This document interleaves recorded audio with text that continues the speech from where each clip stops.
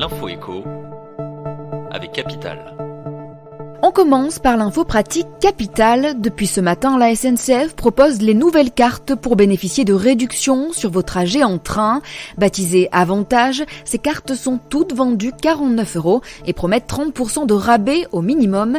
Parmi ces nouveautés, la carte Avantage Jeune remplace la carte 12-27 ans et Avantage Senior prend la relève de la carte Senior Plus.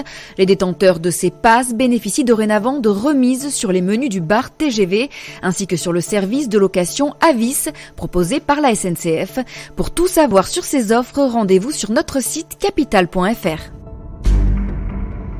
On passe au chiffre du jour. 40 €, c'est le montant prévu de la revalorisation de l'allocation aux adultes handicapés au 1er novembre prochain. Dès cette date, les personnes handicapées toucheront 900 € par mois contre 860 € actuellement. Si Sophie Cluzel, la secrétaire d'État chargée de ce sujet, présente cette mesure comme une avancée énorme, elle est loin de satisfaire les associations qui militent pour les droits des handicapés. Cette hausse s'accompagne en effet de contreparties. Le montant de cette prestation a été désindexé de l'inflation et le plafond d'éligibilité a également été baissé pour les nouveaux candidats.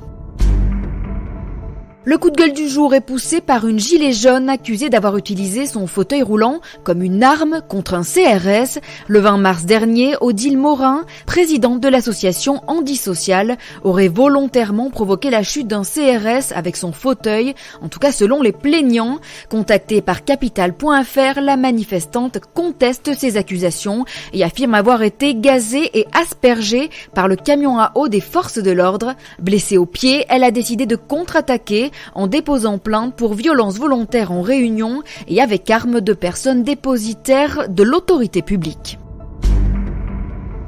Et on termine par Carrefour qui va radicalement changer une partie de ses hypermarchés en pleine tourmente et alors que 3000 départs sont prévus dans le groupe. Carrefour veut tester de nouveaux modèles d'organisation dans ses magasins. Près de 20% du parc d'hypermarchés de Carrefour en France vont être concernés par ces tests destinés à relancer l'activité. Le distributeur va tester 3 nouvelles typologies de magasins baptisées Next, Essentiel et Rebond. Des expérimentations ont déjà commencé et au total, ce sont donc plus de 40 hypermarchés qui seront impactés par un changement de management ou d'organisation, soit près d'un 5e du parc français de l'enseigne. Rendez-vous sur capital.fr pour connaître la liste exacte des magasins concernés. C'était l'info éco avec Capital.